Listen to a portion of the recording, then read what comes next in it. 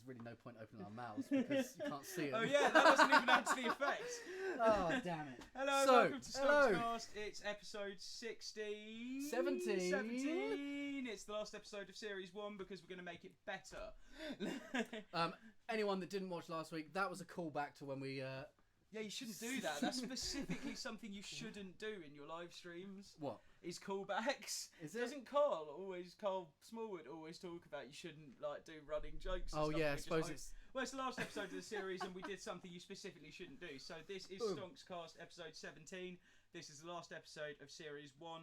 I am James, he is Ollie. We make drum and bass for Stonx and other projects. Continue. Yeah. So, I think we've done... This has been a real fun season, right? Yeah. We've got...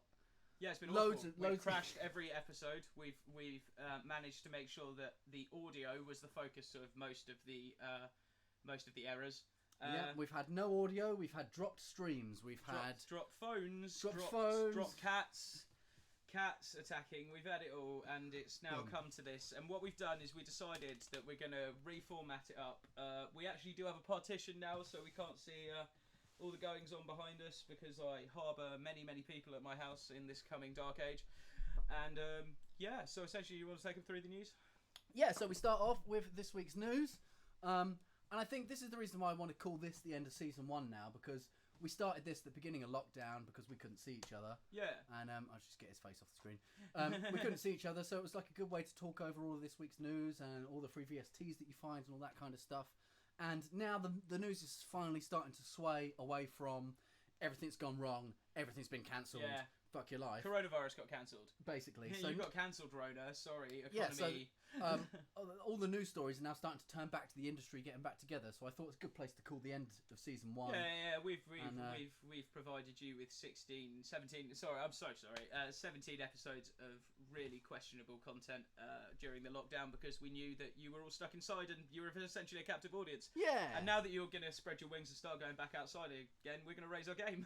And also, it's just more music news, you know? The news that's coming up now is more stuff happening, so we can actually tell you... And there's more talking points as well, because it's not just like everything's stopped, nobody knows, no one has any money. Yeah, that's it. So, let's crack at it, right? Yeah. This week's beginning music news. I'm going to open with it, yeah, let's just get it done. I don't know how anyone else is into the UK grime scene and all that stuff, but...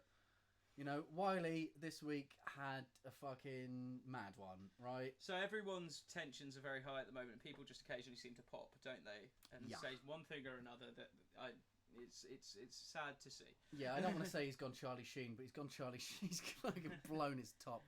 He's gone full Mel Gibson. I don't know. I always think these guys must have managers and stuff, right? That could vet these things. Yeah, but Trump things. doesn't have anyone to control what he tweets, so there you go. Yeah, it is what it is, man. What this seems to be is, like, the tensions are ridiculously high, and it just sounds like he's just popped a little bit and accidentally... It's not accidentally. Called Jewish people cowards and snakes. It's not accidentally. He has views which he should not be airing. Yeah. I mean, I'm not condoning that in any way. I am in So anyone who doesn't know, basically, he posted to his 500,000 followers this week describing Jewish people as cowards and snakes, and he appeared to compare the community to the Ku Klux Klan. It's not a fantastic attitude to take in this. And this can't be conducive to your music career. No. Like, mate, what are you thinking? Like, I don't really understand why that's happened, to be honest.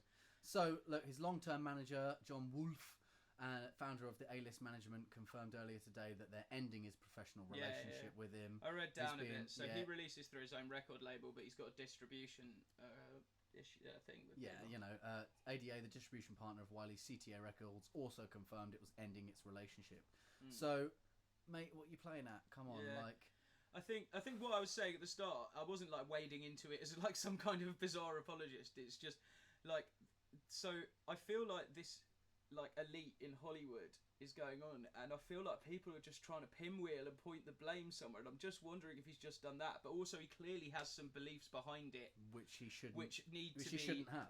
Which you need to be addressed. Yeah, like acutely. So, especially like pick your timing, man. There's all this stuff with equality going on right now. You don't want to be shouting all these horrible shit, man. What are you playing at? Yeah, there's definitely a lacking of reading the room. Yeah, and yeah, I don't know, mate. So anyway, we don't want to make this too political. No, I don't really want to go on about it too much, but it's we two got told recent. to make it more music. Yeah. There's two recent albums, Godfather 3 and Boatsy Gang. The album were both released in June this year via the artist's own Wiley Records. So he's put a lot of work in building his brand and everything, and he's just flushed it down the toilet. So I reckon he's doing a Kanye, and it's a long-term marketing. I'm that cynical. Yeah, it's a long-term marketing set. He's going to have like through-the-roof record sales into 6 months. We've not talked about him in any other episode, and now we are. So, on that note, fuck him right off. Don't even give him the time of day. So this is something I found quite interesting. I always use this particular website, Music Business News, Music Business Worldwide. There's also Music News is another one. These guys have started a new stat of the week. I think this is quite interesting because these guys, it's their job to find out all the news and run this website, right? They are spending their time doing some good journalism. Yeah. And this is something that's popped up a few times in Spotify's numbers going up and all this. Streaming platforms have been a massive, massive boost since the Rona and everyone being at home and more people streaming. So they're saying 1 in 5 10-cent music platforms will be behind a paywall by the end of 2020. So I actually had this earlier. Someone dropped a song for feedback in our feedback channel, and because it's on Spotify, I don't have Spotify Premium. I couldn't listen to it. It only plays random songs. So even there, it's paywalled straight away. I can't listen to your track to give you feedback. It's mad. So it's why you end up keeping things like SoundCloud and stuff. Yeah. We got YouTube, mate. YouTube. I've got YouTube. I've got loads of subscribers. My videos are sick.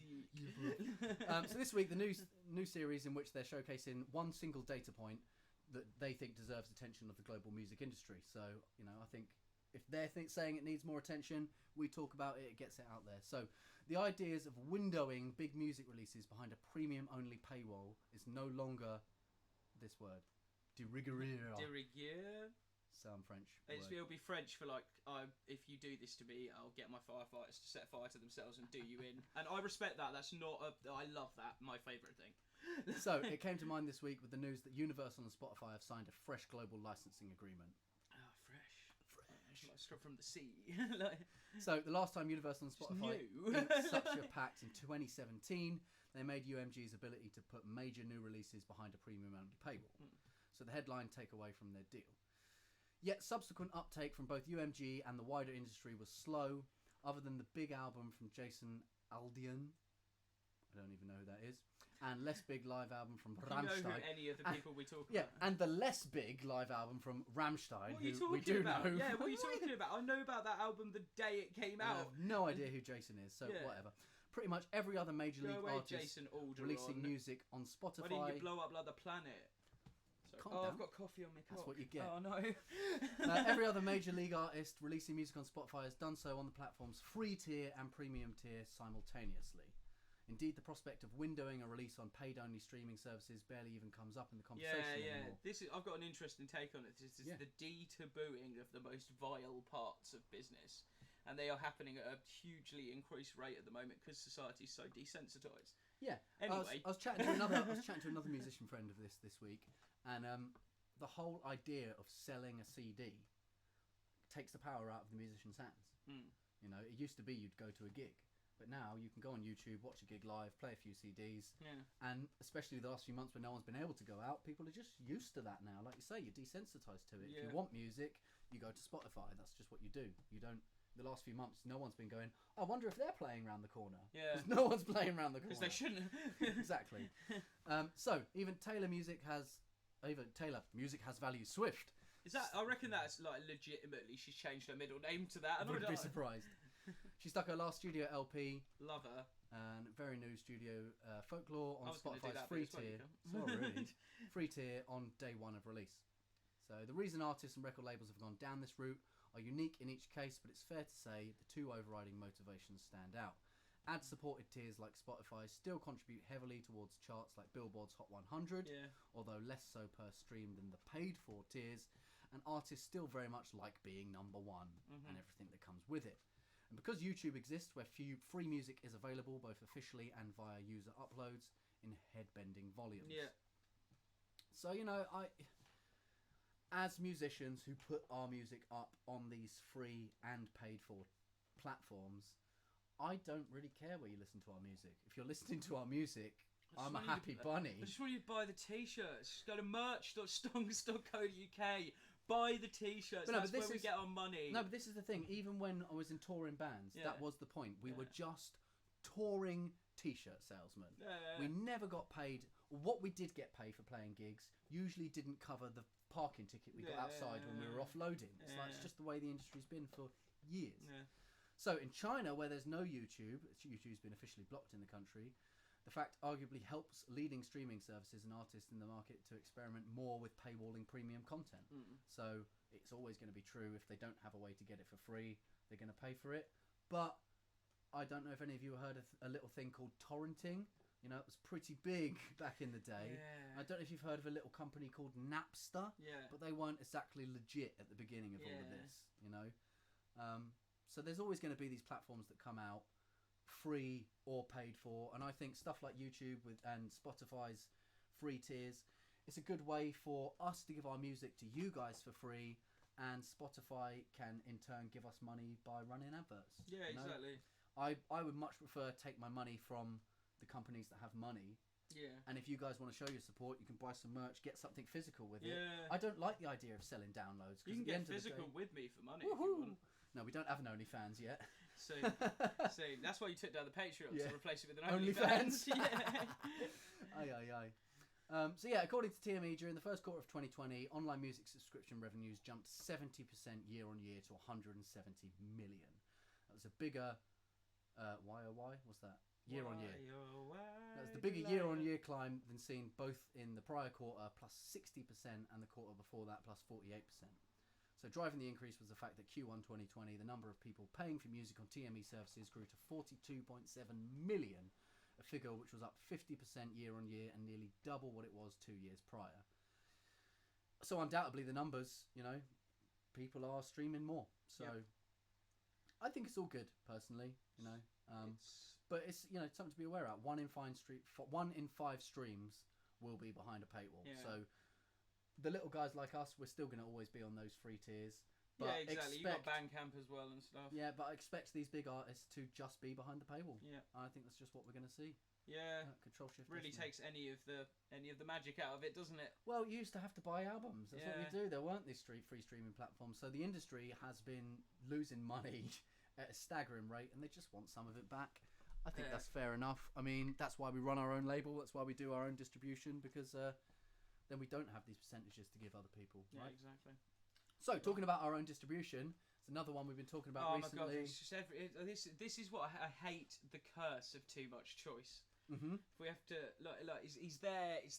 I don't know about Song Trader. No, we're talking about Amuse.io as well this week. You screamed at me about Amuse.io this week. So there's so many out there. But this is another one, BeatStars. So with over 85 million in royalties paid out to producers, they're launching a new distribution service. That's a serious man as well. Yeah, man, serious things. He looks pretty damn serious.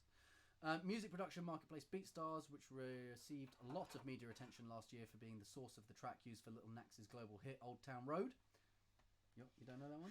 No. Oh, that was the I'm gonna take my own down Old Town Road. Oh, I remember. I probably thought it was a George Ezra song and turned it off. I got the horses in the bag.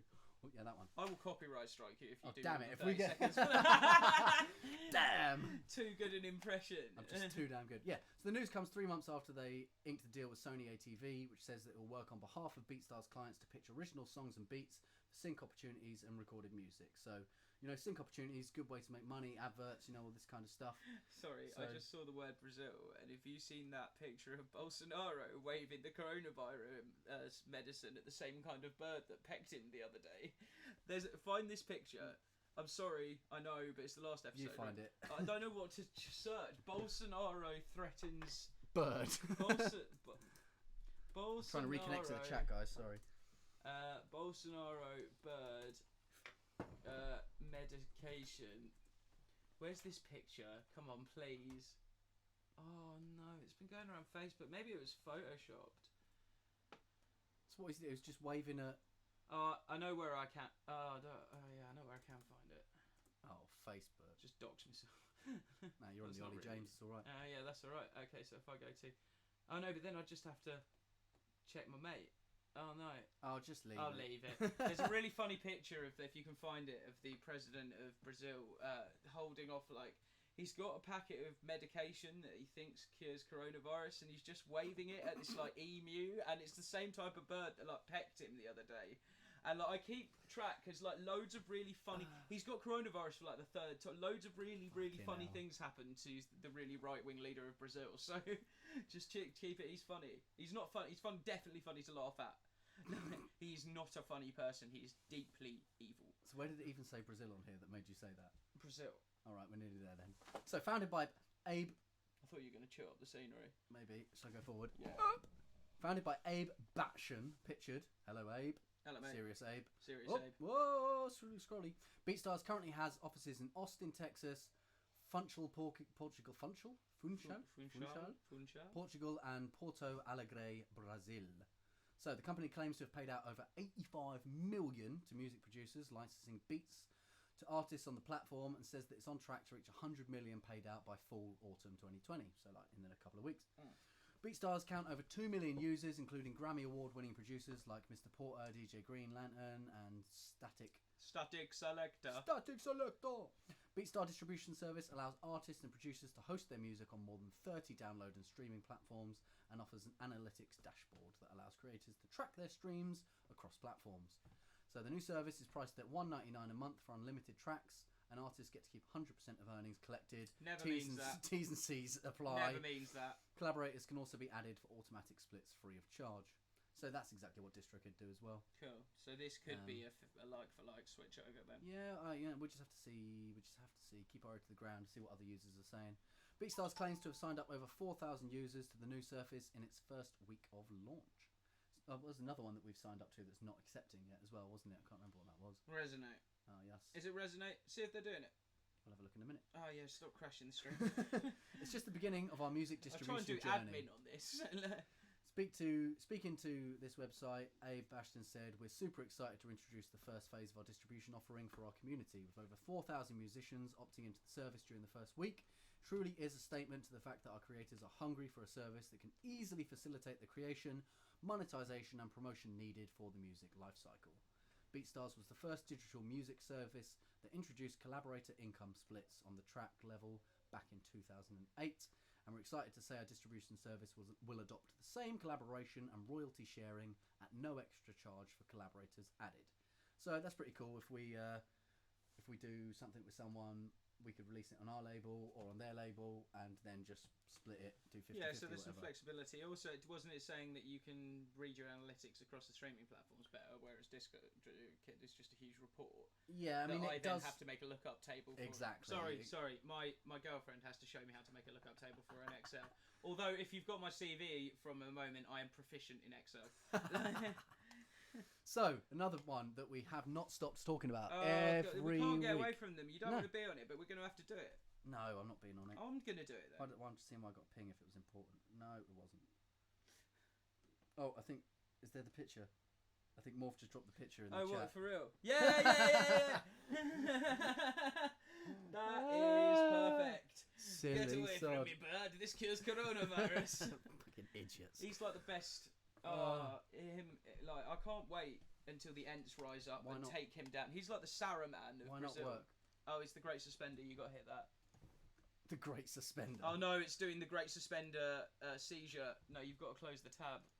Well, then we won't talk about TikTok. Fuck 'em. Yeah, all right. Right. They look like willies. Go back. What? No, wait. Go back to the other tab. No, that wasn't the tab. That was the. Where did I see willies? I don't know. In your mind. I sort of think in your mind's my eye. mind. So let's see if we can talk about bloody hell. Let's see if we can talk about Deva this week without getting claimed like last time. Sorry, that's really strange. We literally just played Whip It, and UMG claimed us last time. Yeah. So try and claim us there for Whip It. Bloody Whippets. Anyway, Primary Wave Music Publishing has acquired a stake in the music publishing catalogue and master records of new wave band Devo. Nice. So the acquisition includes some of Grammy-nominated bands' biggest hits, such as Whip It, That's Good, Girl You Want, Freedom of Choice, and more. None of which are songs we can play. No. They'll now have access to Primary Wave's publishing infrastructure, which includes digital strategy, marketing, licensing, sync opportunities, and film and TV production. So it's just a lot of this going on at the moment. There's another tab I've got in a minute. We'll talk about hypnosis. That's an unpleasant surname, is it? Mother's Baug. So, anyway, sorry, Mark. Formed in Akron, Ohio in 1972 by Kent State Art Studios, Gerald Casale and Mark. Oh my God, what have we done? Was that the window? Oh my God. Good lordy. So the window just tried to escape. Yeah. It might not be as bad as we thought, but it's definitely bad. Sounded it. Yeah. Sorry, we were going to not have my girlfriend going on in the background, but the house started falling apart. The house started falling apart. Anyway, let's keep it going. So Mark Mothersbaugh, Devo became a cult sensation, helped in part by their concurrent emphasis on highly stylized visuals and silly red hats. Briefly broke through the mainstream with the smash single Whip It. The hat's meant to look like solo cups, those like extendable cup things. And that's not even a... Sorry, I don't even know. The mainstream with the smash single Whip It, whose accompanying video was made a staple by the fledgling MTV network. They continued to release music through the 80s and early 90s, and in 2007, Devo returned to release their own material with single Watch Us Work It and song for Dell computers that played during the Super Bowl. I didn't know about that. So 2008, Devo returned to Akron for a rare show in support of Barack Obama's presidential campaign, with all proceeds going towards the summit. Did they? Fucking apparently so. With all the proceeds going to the Summit County's Democratic Party. Fair enough. Yeah. By the end of 2009, work resumed on the new album, and it was announced that they had once again signed with Warner, which is why Warner got us for playing 2 seconds of Whip It. An online campaign where fans got to choose the full-length 12-track inspired... Where the fans got to choose the full-length 12-track inspired... I swear some of these sentences don't make sense. Was this written by Ben Shapiro? By the way, if you get a chance, listen to the podcast episode of Behind the Bastards where they read Ben Shapiro's book. Anyway. I'm not even going to try and fuck that sentence right off. So, Devo is relevant to current culture, and I'm excited that the primary wave finds our body of work ripe for growing the Devo brand into the future. Gerald Casale said, as a founder of Devo, the band, and the concept, I feel the evidence of real de-evolution is growing daily. De-evolution. Yeah. Devo is relevant to current culture. I'm excited. I just read that sentence. In partnership with them, I hope to fortify our legacy.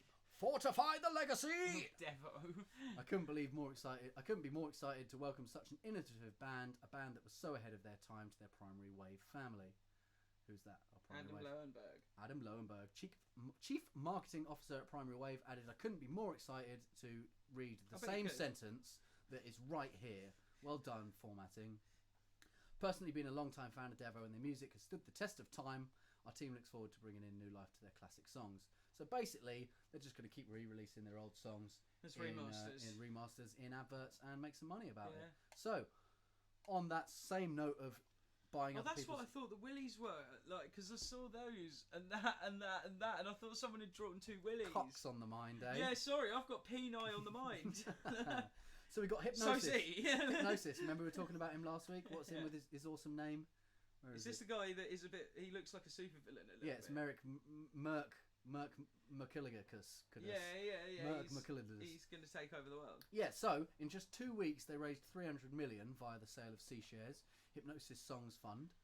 Your mouse is like... sends me mad. UK-based Hypnosis trades on the London Stock Exchange, announced earlier today, or a couple of days ago, that they secured an increase in revolving credit facility from GBP 150 million to, about $188 million to $400 million.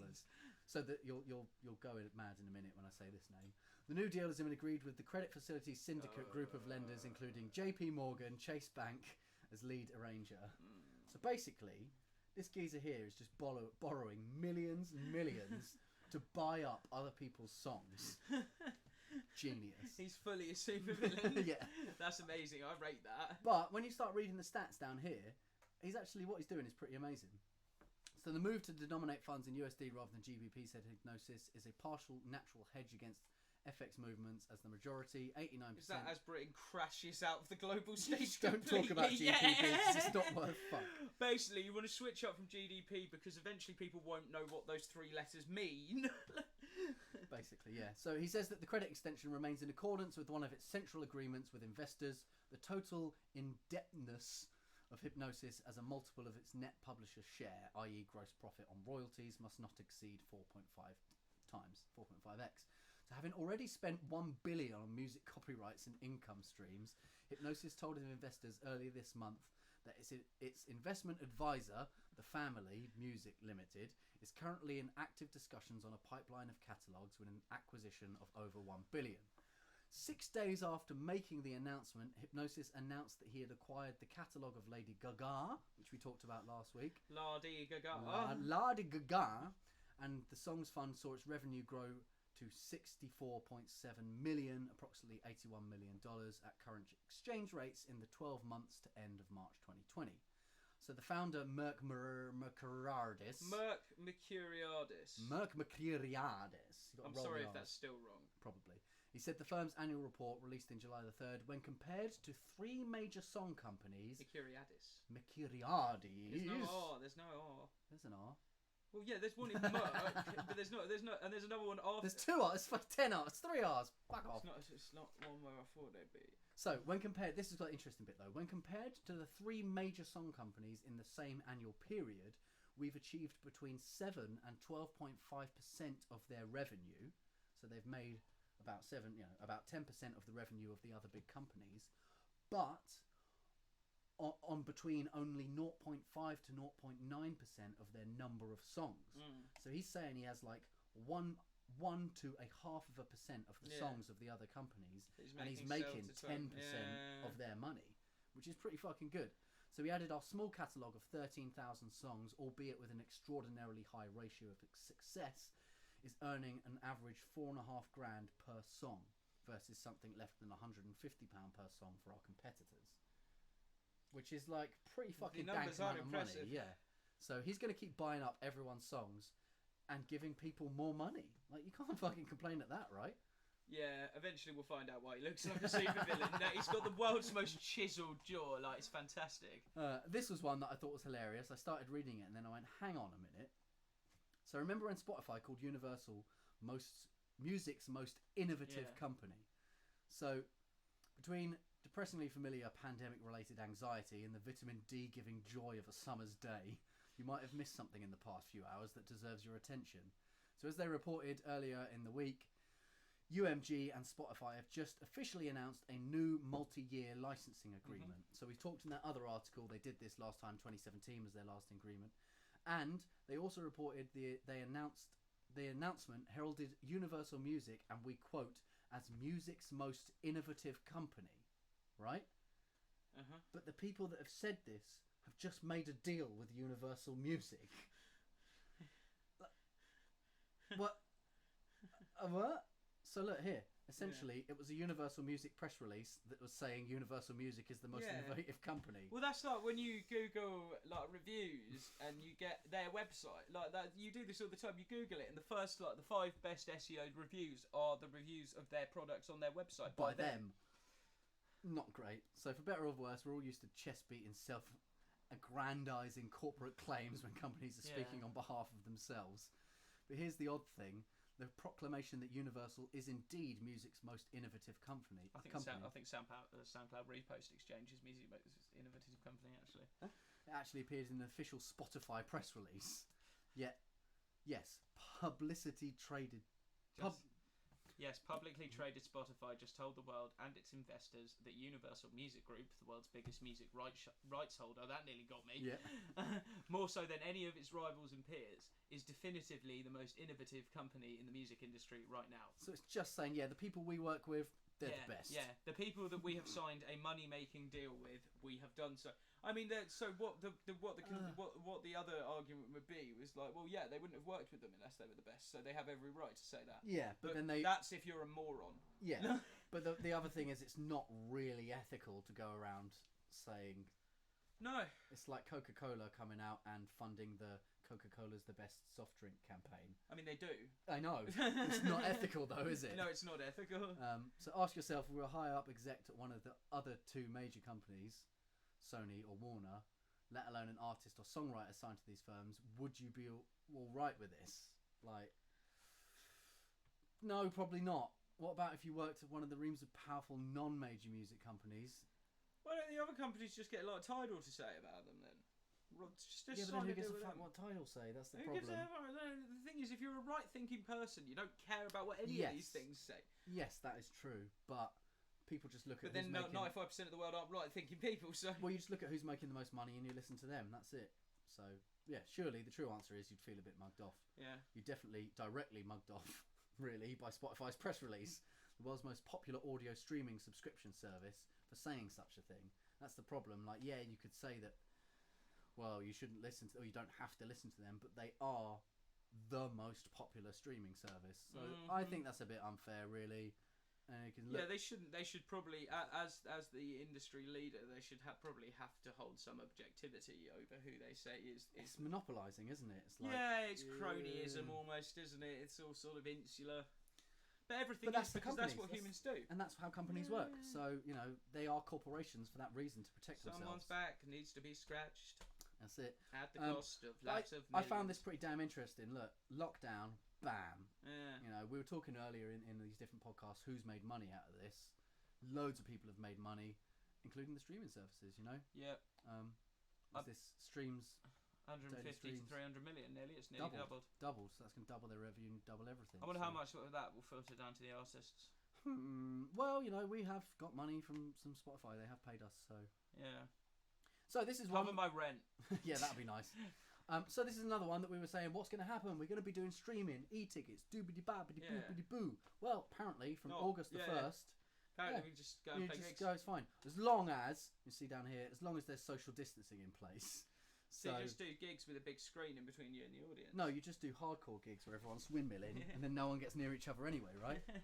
So the government's guidance for indoor performing arts events include measures such as increased steep cleaning, reduced venue capacity and limited ticket sales. So this is what I was saying before, right? If you've only got 100 capacity venue... Oh, I wonder if the limitation of those ticket sales will drive the prices up. No, they'll keep them cheap and affordable. Yeah, no, they'll accommodate for that, I'm sure. Of course. Profit-based companies always do, even the music ones. Oh, yeah. So they're going to limit ticket sales to ensure social distancing can be maintained. How about, instead of doing that, putting in some social distancing measures?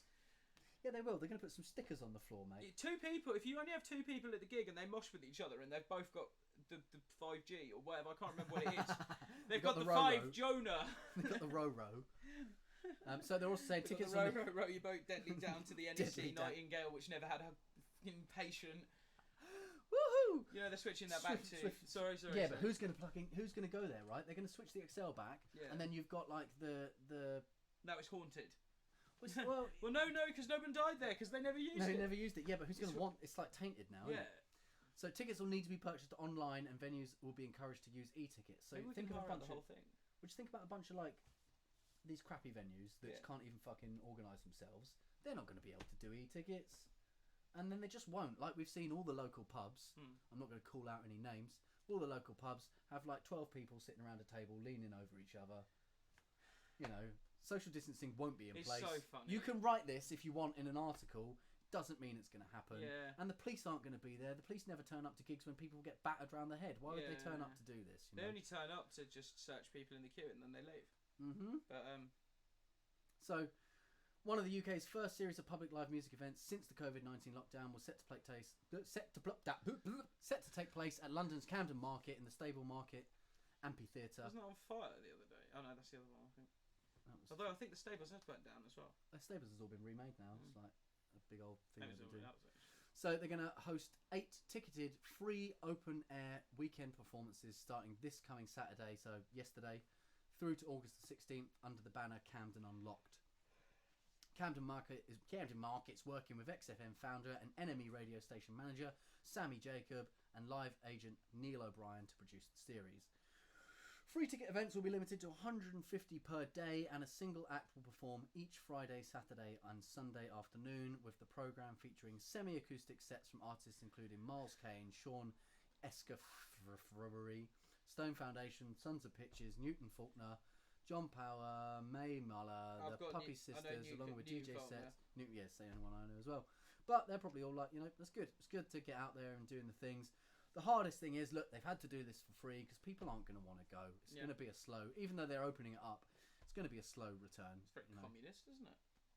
We make free music because people like. It is music of the state. That's why I was just reading that other bit, and I was like, and the artists will be selected by your government. They will play every Friday. We notice there's no Rage Against the Machine or anyone else. It's all like acoustic acts that are going to keep Zach everyone De La Roche subdued. is too busy rapping over every single one of LP's beats in Run the Jewels. Yes, mate, we love it. But you know what I mean? These are all like, we're doing a bunch of semi-acoustic sets to keep everyone subdued. They're not going to have any like punk acts, fuck the police stuff. That's interesting. I'm super cautious at the moment for little societal changes. Yeah. I think it's going to be and just like, you know, it's the type of people that will go to acoustic gigs, you know. I don't know, it's a difficult one. So UK Culture Secretary Oliver Dowden said the UK's performing arts sector is renowned across the world, and I'm pleased that we're making real progress in getting the doors reopened to the public, even though we're giving them no money, and we actually don't give a fuck. I'm only saying this for good publicity. Yeah, well, just go away. And the UK's performing arts sector isn't renowned around the world anymore, I don't think. Well, the Beatles are like, what, 60 years old now, so you can Why did you look at your watch for years? I've got a year watch that's invisible. I just look at how many rings, like a tree. So it's a welcome step to the path to return to a normal, and coupled with our £1.57 billion, I'm turning into bloody 157,200,000 Priti Patel. 397,000 900 billion tests a minute. They'll help secure the future of this important sector. I was keen to make sure, as soon as conditions permitted, we were able to return to some form of live music normality. So when you go to these gigs, guys, just make sure you wear your masks. Don't wear your masks. Make sure you have your masks. Don't put the masks on, but make sure the masks are definitely on. And if you're near anyone, wear the mask. But if you need a drink, you don't have to wear the masks. Don't drop them on the floor because there's no recycle plan. No, you can drop them on the floor. Yeah. But don't drop them on the floor. And by the way, I'm not one of these people that's going to start screaming at people with masks on in shops. I think we've been wearing our masks in the shops. Do whatever you need to do for you to feel comfortable in this current situation. What we are amused at is the bizarreness of the handout of the advice. Like, that is my pure focus on this. It's essential that you wear masks 4 months after the pandemic started. Yeah, you must. They are essential now because 4 months after it started. It's essential now because we want your money. That's literally all the UK government says. It's essential that you wear masks because we need some excuse for you to go and spend the money that you've not earned. Because we refuse to restart the economy with pot, so we have to restart it with masks. Literally. We've not had enough PPE for the NHS, but we've got enough for you to buy it now. Yeah. Or they're selling these crappy cotton masks, which you wouldn't be able to wear in surgery, so what's the difference? Yeah. Anyway... gigs are starting again. It's good news, you know. At the end of the day, it's good news. We've been working on live shows. We're trying to get this stuff sorted. I finally got it sorted the other day. It took me like a year. I got my track sorted. So this is another one that we started talking about a while ago, and now it's been launched. They're testing the in-app video podcast feature. Okay. So we're talking about this because we just do this on Twitch, and you can catch it later on the week on YouTube. Yeah, after 24 hours. Yeah, because we read the T's and C's. Thank you very much, Ian. So this is interesting though. They inked their deal with Joe Rogan. They got their deal with Michelle Obama. It's going to be big. You know, we're just talking about how they are the biggest streaming platform. And now they have... Is there a way you could get Joe Rogan and Michelle Obama smoking a blunt together on a podcast? I would love it. I don't really want to watch either of them, but I'd be kind of interested. I watch Joe Rogan. I actually really enjoy him. He's alright. Yeah, I'm a bit more sand your fingerprints off and get into the woods. Which makes me sound like Alex Jones. I don't mean I'm a lesser Joe Rogan, more Alex Jones. I don't know. What's going on with them frogs? I like how... Not French people, actual frogs. I like how Alex Jones, no. I like how Joe Rogan can be an idiot and really just... He gets people on and he can really get them to describe things in a way for the layman, you know. Joe Rogan can sit there and go, yeah, but I don't have a fucking clue what you're on about, so can you dumb it down for me? Yeah. That's the main thing I like about him. Yeah, his views are here, there and because everywhere. Because I rarely ever need things dumbing down for me, I just don't have that much time for him. Yeah, I like to have things dumbed down. I don't mean that. I got the fan of shame out. So down here at launch, video podcast available for the Book of Basketball, Fantasy Footballers, the Misfits podcast, H3 podcast, Morning Toast, Higher Learning with Van and Rachel Lindsay, and the Rooster Teeth podcast. So there's a bunch of shit going on. I mean, we might get on there. We'll see how it. See what their T's and C's are, see what's going on with Twitch's T's and C's. I'm really happy with Twitch. I'm really happy with the service we get from them. we're affiliate. Then there's no issue with that. Twitch have not, it's quite a cool thing. So if it's a case of exclusivity things and stuff, I'd be happy to not go to Spotify, but we'll just have to see what happens. I don't think they have their doors open to laymen. I promise you, whatever we end up closing and opening, I will have no choice in the end, and it will just be entirely down to Ollie. So whatever he eventually decides is our ethical path, I will just adhere to. So to start watching a video podcast, you need to press play on the Spotify app on your desktop or mobile. Press stop, do you? And the video will start automatically. So really, thank you guys for how does it start automatically if you press play? Yes, automatically after you press play. Yeah. I don't find that. I don't need Joe Rogan to talk to me. Sorry, I sound like a right arse now. The audio continues to play in the background with no interruptions, and if you're multitasking between apps, or lock your device during playback. So, through the visuals, fans can get to know their favourite podcast host even better, and creators can more deeply connect with their audiences. But I mean, that's the whole point of Twitch. Thanks, Spotify. I know you want some more money, but you really don't need it. But we'll just see. We'll see how it goes. Through visuals, what? Like, I'm really sorry, right? But they're definitely pushing the idea that this is like a video podcast, and I'm sorry. But a video of a podcast is just a video. Yes. I don't know why. Like the whole point of a podcast was it was an audio format only. Why were they called podcasts? Yeah, that was on your iPod. You can't. I thought that was it. Yeah, what iPod? Don't come at me and be like, "Oh, they're video podcast." I would be more pissed off if they were calling them vodcasts. Oh, they will, and then they'll get sponsored by Absolute Vodka. If they call them vodcasts, I'm going to fucking TM that now. That's my shit. Don't take it. You steal from me, I call the police on you. No, call the police he on won't. you. Bollocks. They're not friends. That's why today Spotify is unveiling the first version of the new video podcast feature with Select Podcasts.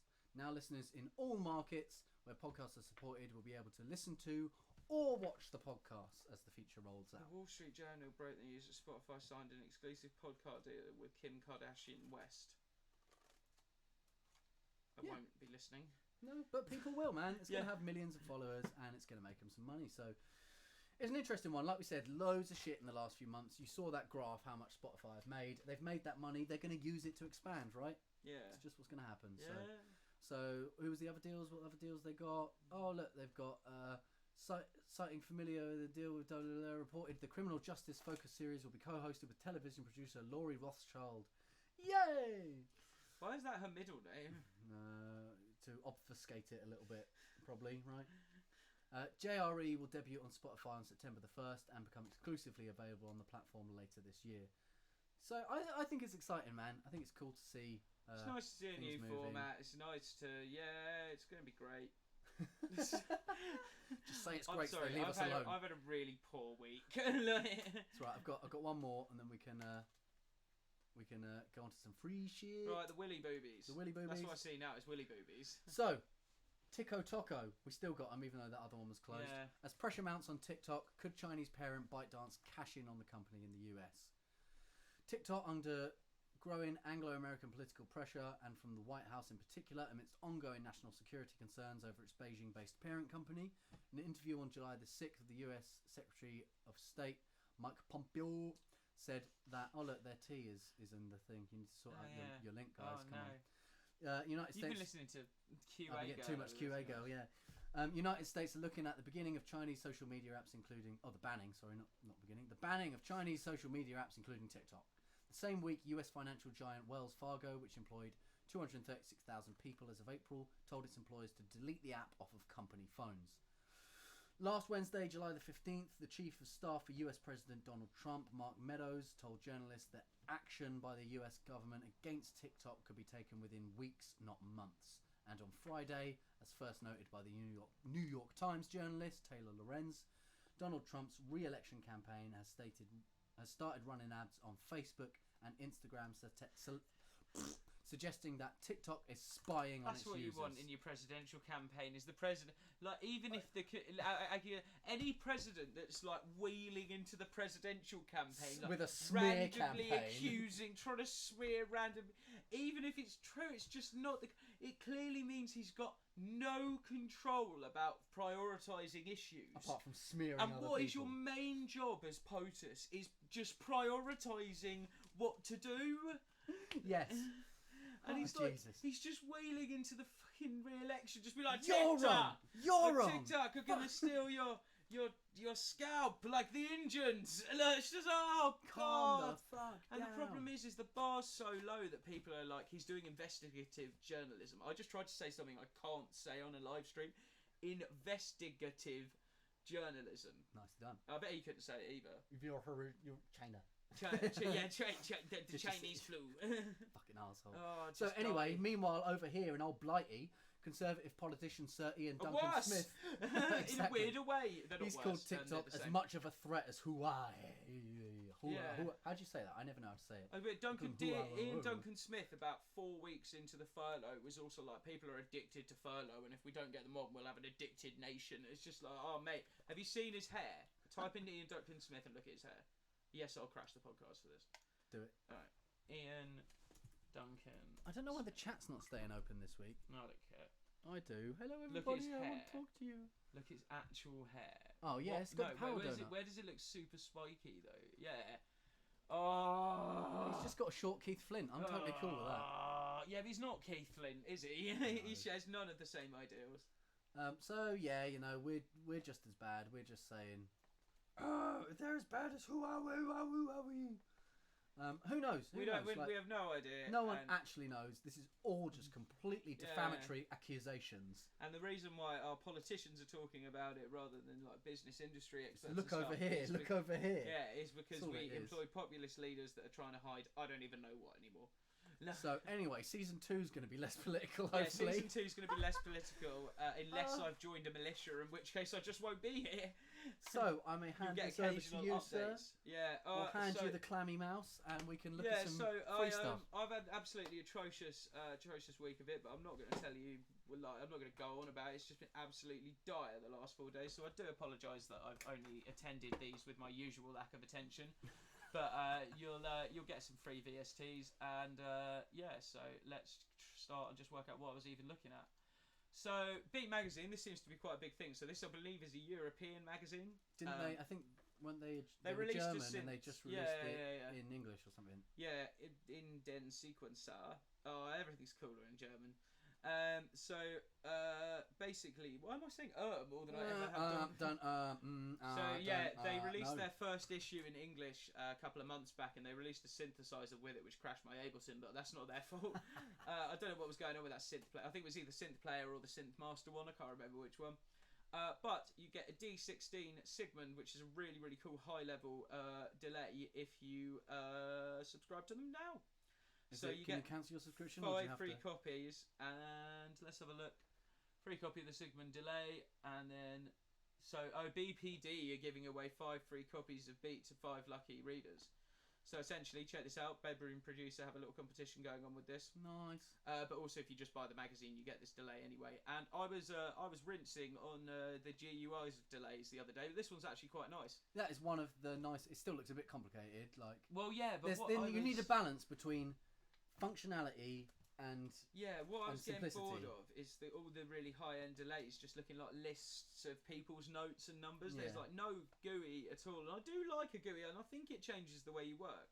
Yeah, definitely. So this is obviously modelled off a hardware one. It's got multifunctional modulators, 9 predefined signal routes to choose from, which is quite interesting. Probably do some nice feedback looping. Yeah, and shit like that, so it's a bit of a powerhouse, to be honest. You got multi-mode filters for each one, and an overdrive section, which is always nice and on delay, so you can just heat it up at the end. There's lots of knobs, Ollie. I like knobs, and there's some big knobs. But so it doubles up as a chorus, a phaser. It's got auto panning in it, which I guess is the channel stuff. You can get some stuff going on. Yeah, I suppose so. If you like echo effects with charm and spacey delay experiments, Sigmund is a joy to work with. Our full version is much more than a delay effect. I might get this actually. It's sold me now. The Ableton Echo, when they added that in 10, I was just like, intense. dub delay! Love it. Every single one of my tracks. I bet you just clip the mic. Fuck it, I don't care. Every single one of my tracks has Echo. They got a little play of it. I do like a little play. Me need to hear what you got. No, I can't bother to search for it either. It's alright, have a listen yourself. Morph does admin for us in the background. Thank you, brother. Thank you, Morph. And it's good. I've been looking to be honest to subscribe to some kind of magazine because I don't really have any like regular. I had Bass Player magazine, Guitar Worldwide. And for me, so many, an actual and I had paper magazine will make me do it. I had to stop them all because I just had like piling up. Yeah. But here's a cheeky one for you guys. If you are a cheapskate or you just don't have the money or whatever, just sign up to their newsletters. First one's always got to be an attack, though, isn't it? It's just always got to be. I'm a cheapskate, so it's not an attack. No, if you're just a terrible waste of a human being, like but me, anyway, like here's me, the other reason. Like me, I don't like giving my money away to anyone.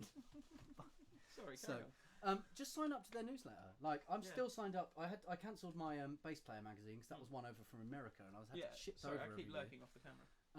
I stay subscribed to their newsletter, and you can pay to look at their articles online. Most of these people do it. So if you don't want to have all these books piling up, you can get online. You can still get online and still get all the information. So this sounds like a really nice hardware delay that you get with that. So I will now show you something that I'm more interested in.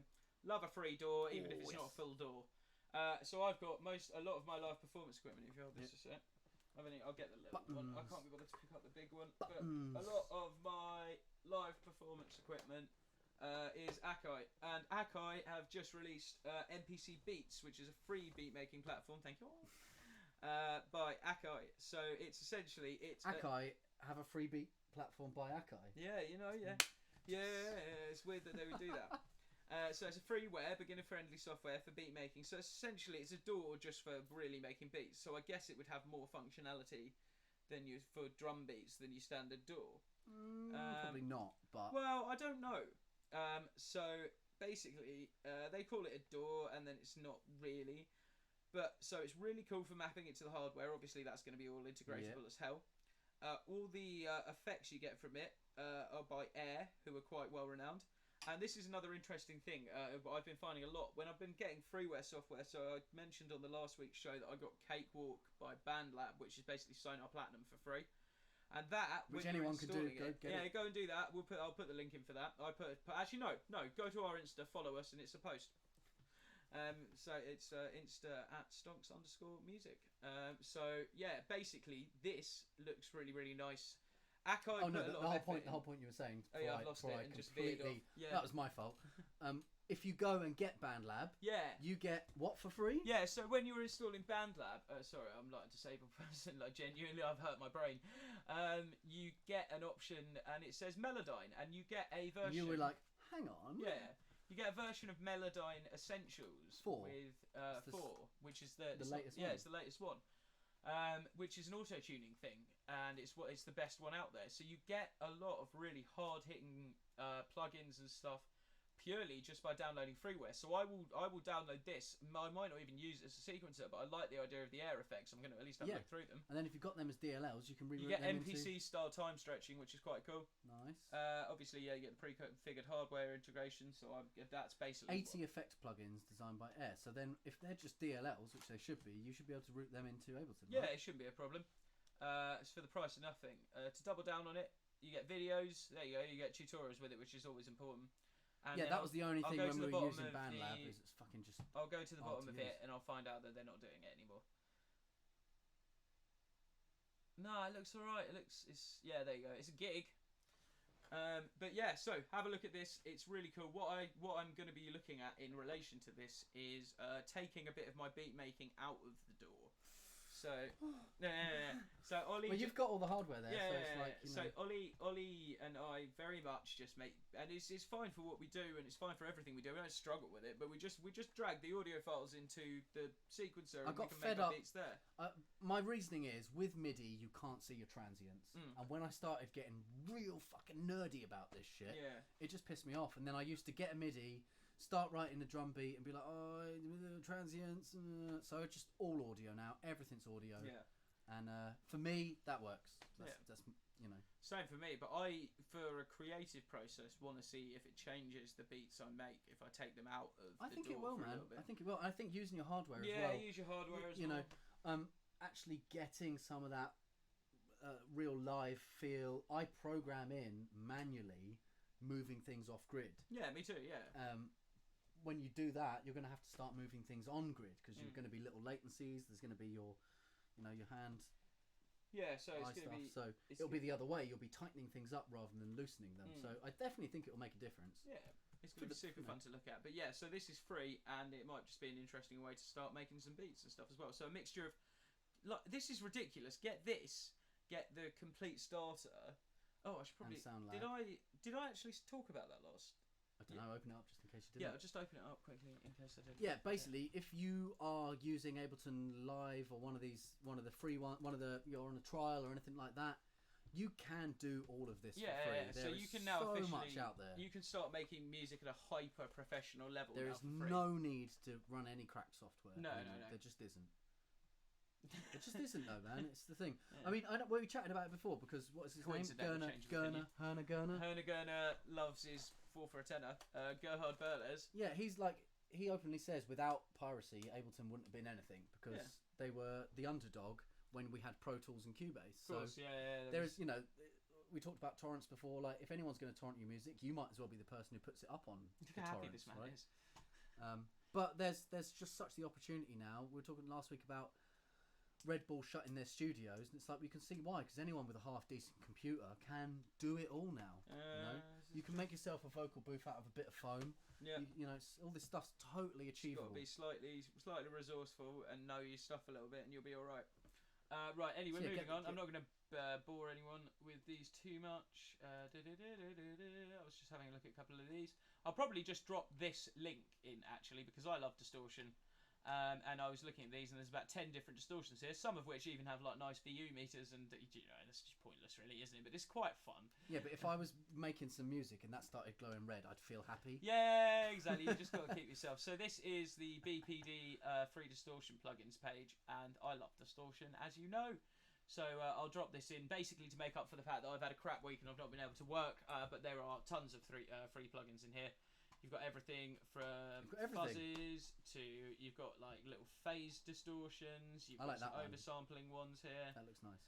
Yeah, so just have a look at this. Thank you very much, BPD, because I've sort of relied on you this week. It's just been I've not really slept. What else we got? I don't know what. Oh yeah, so I was looking for a new drum machine as well because again I've sort of moved away from any kind of drum machines or anything like that.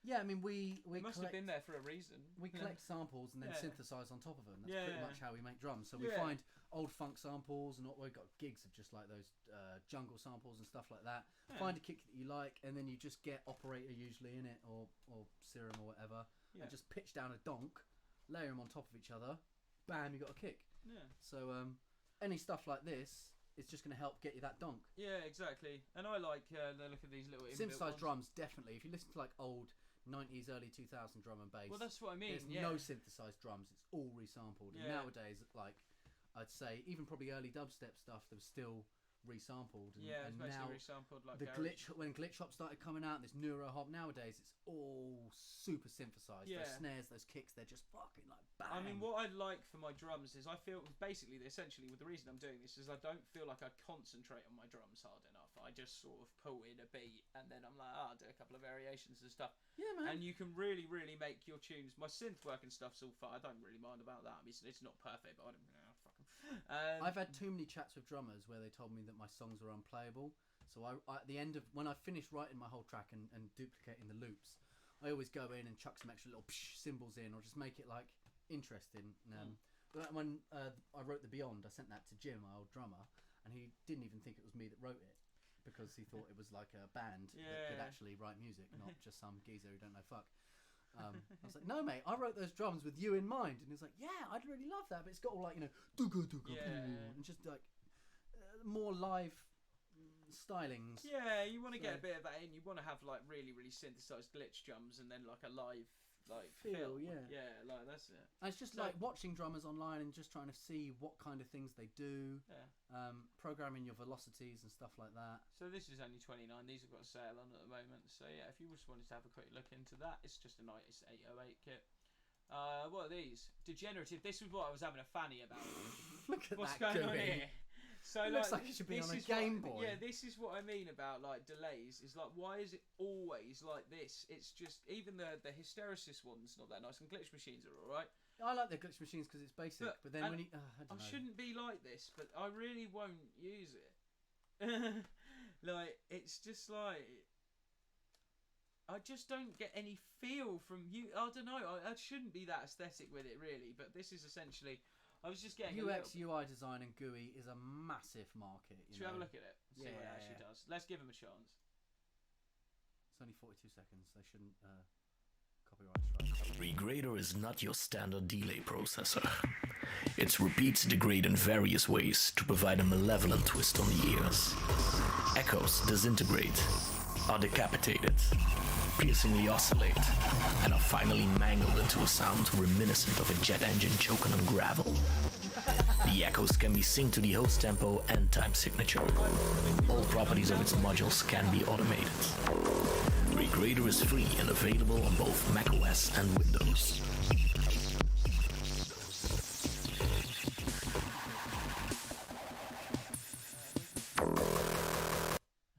Down there, download file. I didn't. Oh, right. Is that not the? Oh, cool. It's just the whole thing. Just the zip.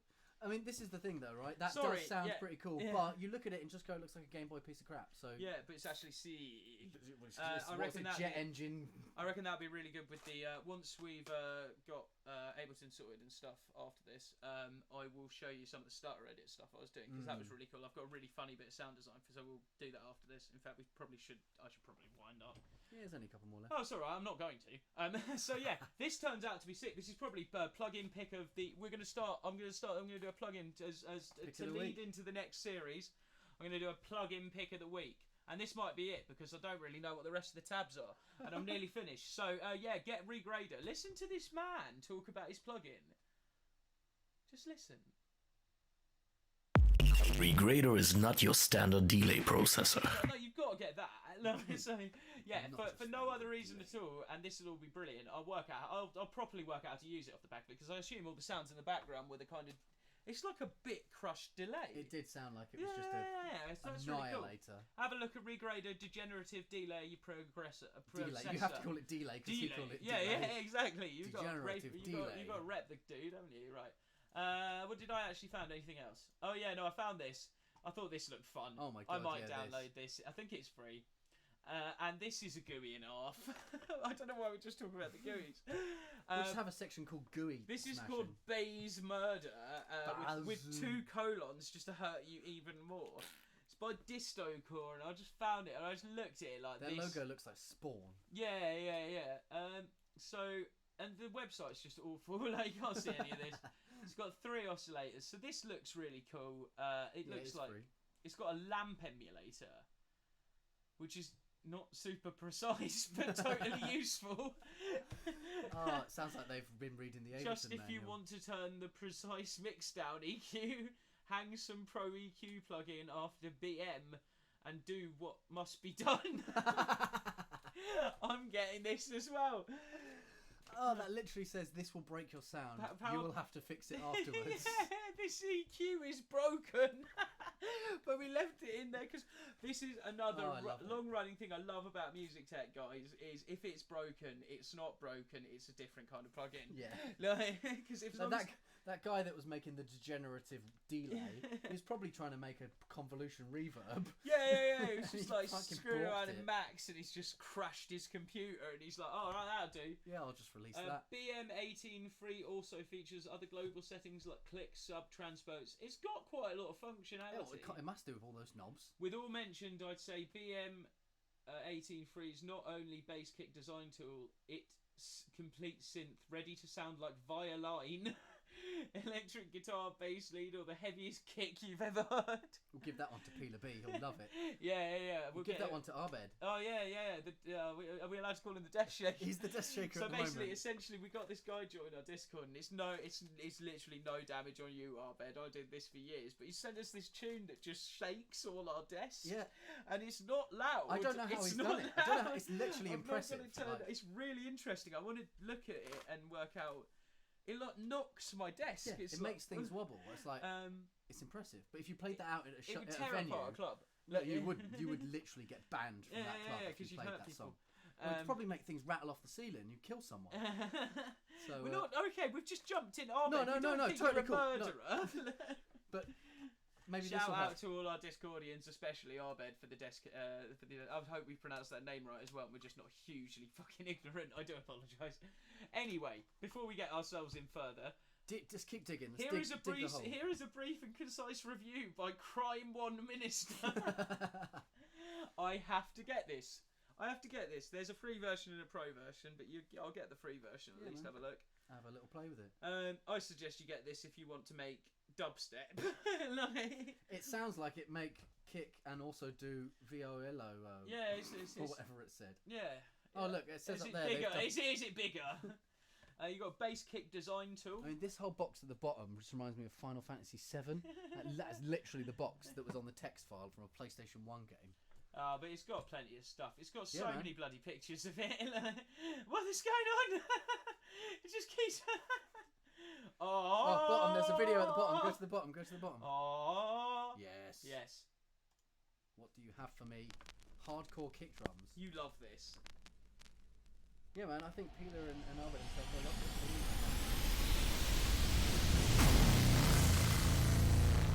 Yes. That's more of that. Is that the only album? Just we go, Mr. Hardcore Peeler.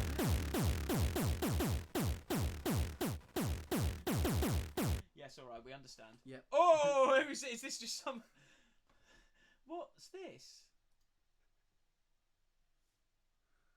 The MIDI pack. I don't trust to put this on because I reckon Skeezer might be dying. Have you seen that advert for the MIDI pack? It pops up all the time. No. It's literally like 10 people just going MIDI pack, the MIDI pack. I don't want a MIDI pack. I've never struggled writing MIDI. I don't know where this niche in the market came. MIDI pack. First thing I could do on a DAW was just drag notes in. Yeah. Like you just press a button. Yeah. I don't know. MIDI it's pack. the only thing I can always do in every DAW, but apparently you now need a MIDI we're pack. going to sound like gatekeepers again. If you need a MIDI pack, get the MIDI pack. Right, That's so totally I'll tell you fine. about something that happened earlier today before we actually finish off. Like, so obviously we run a gatekeeping channel, right? And I hope my Gates mate open.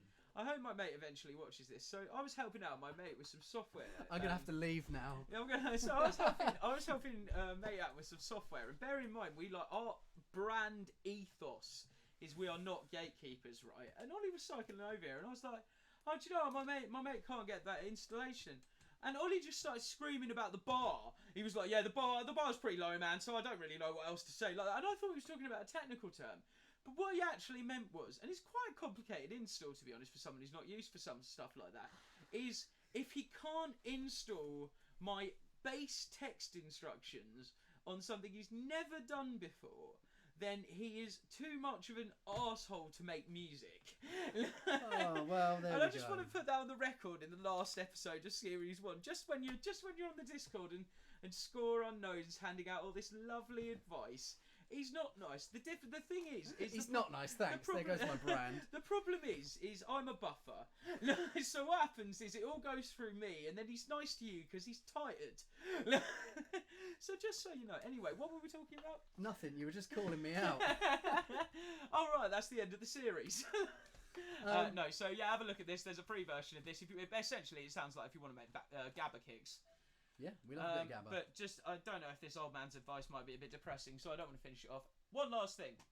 Reason, because I got the Reason Light, not that I got this with it, but I got the Reason Light rack plugin, and their new synth, everyone speaks so highly of, and I just hadn't heard of it. And it's basically, this isn't free, but to replace Thor on Reason, they now have this new thing called Europa, and it looks like a kind of serum machine, doesn't it? Yeah, it's got your LFO at the bottom there, or your envelopes at the bottom. Yeah, so a matrix thing underneath. It's a wavetable synthesizer, which serum is as well, isn't it? Yeah. Mm-hmm. Sorry, I'm still learning about. I know it. It has FM as well. Yeah, he knows it properly. It's because he's more horrible than me. So he runs on confidence. It's disgusting, really. Look, I read the manual, mate. That's the only difference. I read the manual. I thought I'd get a bite out of you eventually. So the Europa plugin, that's just a dead sentence. So it's got sample loading, advanced spectral processing added to it. So basically, they're really trying to make this up hit there with the. I found this really interesting because CEO of Propellerhead. I didn't think they were called Propellerhead anymore. No? No, I thought it was just Reason Studios.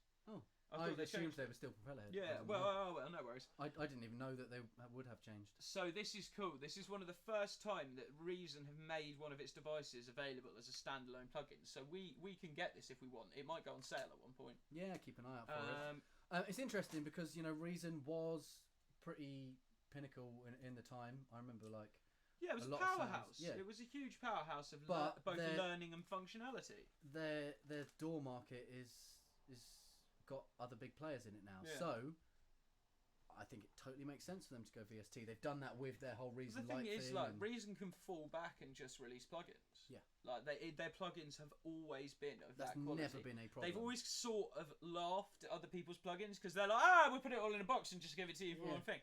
But they're hugely powerful. Yeah, things like the Rex player and stuff. Rex player, like Redrum as a drum machine, is like the best drum machine I think. I always call that Red Rum. Yeah, Red Rum. I got recommended by a guy. I think his name is Mike Green on my Facebook. I used to go to college. We went to college with him actually. You might not remember him, but I think he was the other side of the room, and it was a very divided the class, other side wasn't of the it? room. Yeah. So have a look at this. Have a look through, and that's pretty much me. The only other thing I was going to say is if I forgot to say this, go and have a look on Native Instruments. Download Complete Start. You get like 9 NI synths. Yeah, so Contact's been free for a while. Yeah. So you get the Contact 6 player with it. This is crazy. So my closing statement of episode 17, the last episode of series 1. The closing statement of your section, because we have one little bit at the end to talk about. So my closing statement for episode 7. Yes. So my closing statement for the segment of this series is between Native Instruments, Cakewalk by BandLab, and Akai's MPC Beatsmaker, you have a full free door. You have every kind of synth that you could imagine you would need with it, and samples. So and you've got a specialised beat making separate door. So you've got the production suite of someone that would have paid over the grand years. 10 years ago. Easy. So at this point, my closing statement of my section is you can now. It's quite nice that this has happened because you almost couldn't really do it all for free.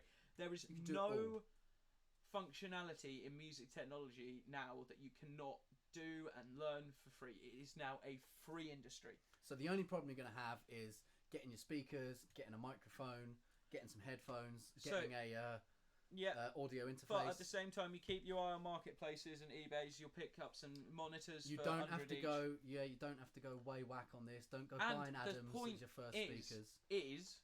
You don't need that. No, you don't you can need start making studio music. monitors. You need a laptop and you need what I've basically all just of that said. stuff exactly. Yeah. And you need a if you learn your headphones well enough, you can mix on your hi-fi headphones. I'm not going to tell you you can't. But you need to know about what to expect on mixing with hi-fi headphones. You can get all this stuff for free, and then by the time you're confident or you know it's something you want to do, you can go and spend that money. Yeah, exactly. Once you're willing to make an investment. But the actual starting process, your day one is free. Your up to day 100 is now free. Yeah, man. I really only have started just playing on my MIDI keyboard. And I've been doing this for 12 years. Yeah. And I used to just do a single note on it sometimes. But I've only now ever started just playing. I sold most of my hardware just because I got bored. I just bored of it. So this is the gates really, really are open now, and you can get the highest quality software. You're not going to be lowballing it because you don't have any money. As long as you have a computer. And I mean that is something you do need a semi-decent computer. So it's still you need 4 gig RAM minimum. I'd still say 8 gig if possible. But then now most of the days, most computers 3-4 years old, you're going to be able to run. Exactly. It's so I won't say that it's now. There's no if you're living literally in poverty, then I'm sorry, but unfortunately this industry is still unfairly priced out. You need internet to be able to download these things and stuff. It's still priced out, but it is this. What I've noticed about COVID-19 is everyone in the industry got a bit less grabby about their stuff. Everyone was like, "Oh my god!" It was almost if they want anyone to use it, they have to. Can you imagine the humanity against the one common enemy kind of theory against the alien? It's almost like that. Everyone was in trouble and stuck at home. So music companies, just let them have it. Yes, of course, cynically to retain their customer and to retain that, but also to create long customers that are going to go back and buy their products. Believe within music companies there's at least one person that wanted to hand this out just so people would have a creative release. I don't believe there's nobody in a music company like that. And I would believe that of other industries. I think the music industry is more corrupt and evil in its own way because of the amount of goodness within it. Because people do. I don't think anyone starts making music for a bad reason. No. Like, but then you got to realise most of the money men don't make music. They're just except Gary Glitter. But we shouldn't close on Gary Glitter, No. really. He looks so sad. I think he started, but yeah. But anyway. No. Have I just depressed you at the end of the series? No, Anyway. that's not the end of the series because we have one like massive big boy announcement. Yeah, so we've got a huge announcement. Boom, boom, boom, boom, But boom. yeah, We got any so drums? music tech is you can now get into it for so little, and we'll always help you on the Discord chat.stonx.co.uk if you need us to basically just teach you how to use anything. Yeah, man, I read the manuals. That's what I do. I'm a boring bloody nerd. I like reading manuals. I have a YouTube series where I read the Ableton manual. So if you've downloaded any of these things and you don't know what's going on, you can't get it installed, come over to the Discord. He might call me an arsehole, but I'm only an arsehole to him. So come over if you're having any problems and I'm a buffer. I'll help you out. Or he'll help you out. Or one of the other lovely people Yeah, I on can Discord actually will help you out with production stuff as well. I'm not purely there just to put up with him. I also do some production as well. So can we Shall I do some kind of drum roll? Go Boom, boom, bing, on, bang, you boom, do it. bim. We have signed a new artist to Stonx Music. So this is big Boom, boom, boom. news. Atlantis Dies. So yeah, Okay. he's I don't know if he's still. I think he's from Rotherham actually, but I don't know if he still lives there. So he's a guy from up north in the UK. He does a lot of sort of like in between like boards of Canada-y, boards bonobo Canada-y, style, trip or at least hoppy, that's chill. the EP that we're releasing. He's sort of He also switched sent up us his some style. stuff he's working on, which is just fucking Yeah, dirt boy yeah, halftime drum and bass nasty. So he sent us some really good stuff. But like basically, Atlantis Dies has come on board, and he has already been doing sort of tutorials on modular stuff. He's our modular guy now. He's our resident he's very much well versed hardware man. on things that we perhaps haven't looked into so much. So it's super exciting. So thank you very much, Atlantis Dies. Big shout out to you. Thank you for coming on board to Stonx Music. And we are his now EP 4 artists, including our solo project Stonx and now Atlantis Dies. But hopefully we're going to be probably getting him involved on some Stonx stuff. Hopefully, yeah, man. He's got some good stuff. So yeah, we have ended our first series with our first 1,000 Facebook likes and the Instagram growing. We have our first new artist. Yeah. We have money in the bank.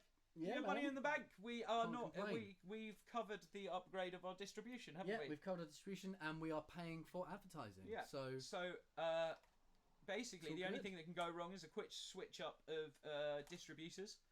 But it might not even happen. It's on the cards, but you know, I've said this before.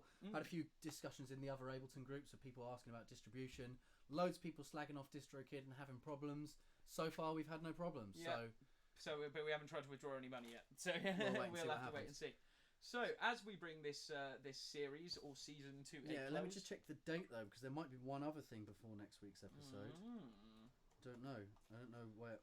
I don't even know if I have a calendar. Is it the first? Yeah. Is it? I don't know. There's a calendar here. Bam! Yes, it's going to be happening before next week's episode. Oh, right, a bleed neck, right? What a week! We have Atlantis Dies releasing an EP on the 22nd of the next month. Yep. And then on the 1st of September, we will. 1st of August. 1st of August. Yes, this Saturday. Oh yeah. Coming up, 6 days. Take it away. Yeah.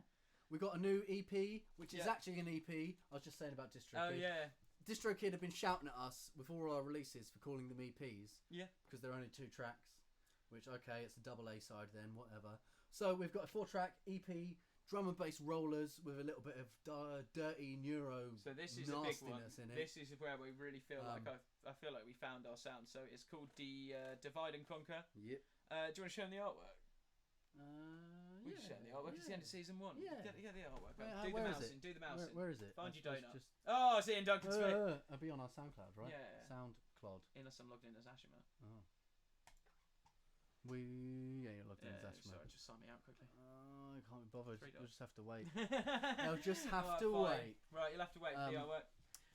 We've got a new EP called Divide and Conquer. It's a 4-track EP. It's not on the drum shop and yet. bass, like neuro Drum rollers. and bass, neuro rollers. Yeah, it's man. longer than our other stuff. It's a little more accessible than some of our other stuff, although I do love the other stuff. So yeah, we have Divide and Conquer being released on the 1st of September. Yeah, so it's a 4-track. We've got Clear, Bad News, Falsehood, and Truthful. Yep, so they are the 4 tracks. And to give you a slightly more detail, the EP that Atlantis Dies is releasing is another 4 tracks. So we've got 8 tracks in the next coming sort of like 5 or so weeks. And should take us up to 2.5 hours. And that is called the EP is called Caris Seed Dreams, I think, or Seed Dreams. I don't know which one is. Seed Dreams, yeah, one of them. One of the two. Sorry, Carl, just hit me up on. Just tell me it again. Just hit him up. Did we not tell him about the live stream? I did. Oh, great. He's busy. And that's shit, fine. So. He's got kids. We'll get him in next week though, or we'll get. We'll definitely have him in for the release. So of one of the new episodes where we actually don't ramble on for ages in the ending, and I will wrap this up in a minute because I need to do other things. So we will probably have him on in the first 5 episodes of the new format of season 2 of STONXCAST. So we're gonna try and like get some better title cards in, segment the sections to my news section, your VST section. We're gonna TV channel it up a bit. Have a section with guests. And man. I'm excited. Keep it fresh. Keep it moving. Yes, right. So anyway, 17 hours. Yeah. No, 17 episodes. They're all like an hour and a bit each. So we've probably got like 20 hours of STONXCAST now. And it's like some of it's even all right. Yeah, some of it probably is. So thank you very much for watching and getting through the audio problems of this season. Please go to stonx.co.uk or chat.stonx.co.uk for the Discord for production help. Go to merch, MERCH at stonx.co.uk. I nearly did that one. Merch.stonx.co.uk for our merchandise. YouTube.stonx.co.uk, music.stonx.co.uk, Bandcamp. Like literally, you guess it. You guess it, and you can get to us. So we've got lots of places you can get our music. Obviously, we've got them all on the premium streaming platforms as well. So please do stay tuned. And goodbye from STONXCAST Season 1. We have a new EP and a new artist with a new EP as well. Boom! Boom! Nice one. Thanks everyone, and we'll catch you up next week for Season 2. Bye!